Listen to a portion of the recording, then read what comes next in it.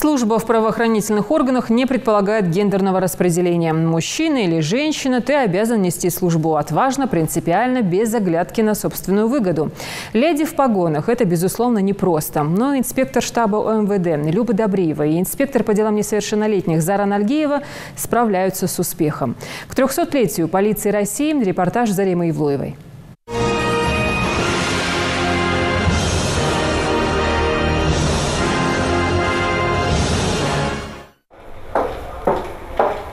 Строгая форма, погоны и стук каблуков по холодным коридорам ГУВД. Работа в органах не для хрупких плеч, уверены многие. Но женщины ежедневно доказывают, что они готовы наравне с мужчинами выполнять свою работу и делать это на отлично. Люба Добриева уже 7 лет трудится в отделе анализа и планирования. Их задача – контролировать весь процесс работы своих коллег. О том, что будет работать именно в городском отделе, девушка поняла еще на первом курсе и с тех пор о своем решении не жалеет. Без разницы, женщина ты или мужчина, если ты профессионал своего дела, то ты будешь делать свою работу как надо. На стене с благодарностями и грамотами есть лишь одна, на которой выбито не ее имя. Это имя ее супруга, с которым познакомились здесь же. При трагических обстоятельствах инспектор Люба Добриева осталась вдовой. Теперь воспитывает 2 детей. Женщины в форме много не говорят. Они привыкли быстро принимать решения и не сбиваться с пути. В этом кабинете она проводит большую часть своего времени. Поэтому без особой атмосферы здесь не обошлось.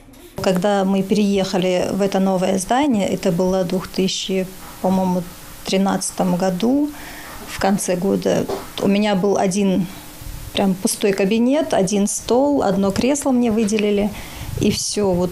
И пришлось начинать с того, что обустраивать кабинет.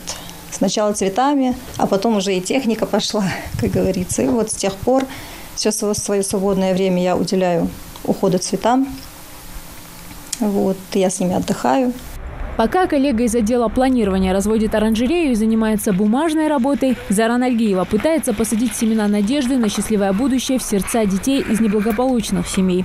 Инспекторами по делам несовершеннолетних чаще бывают женщины, потому что только они умеют по-особенному сопереживать.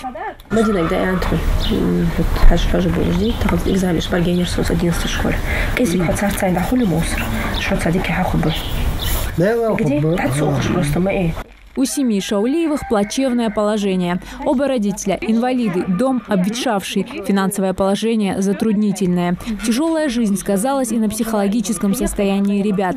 Мальчики не хотят ходить в школу. Единственный мотиватор сейчас – это инспектор, который помогает не только доучиться, но и не потеряться в жизни. Там пропускал уроки.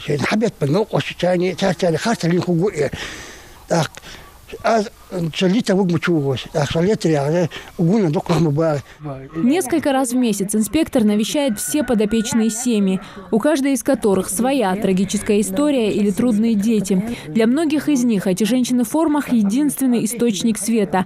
Хотя порой для того, чтобы выстроить с такими ребятами доверительные отношения, уходят годы. Они относятся как к своему человеку, потому что мы месяц, как я сказала, 2-3 раза, а то и еще чаще посещаем их, стараемся помочь. Мы, конечно, не должны об этом говорить, но мы стараемся помочь им. Мы, если честно, относимся очень трепетно, не только я, все наши инспектора, так как у нас они состоят на учете, мы за ними смотрим, как за своими детьми. Эти профессии для дам в перечне нерекомендуемых.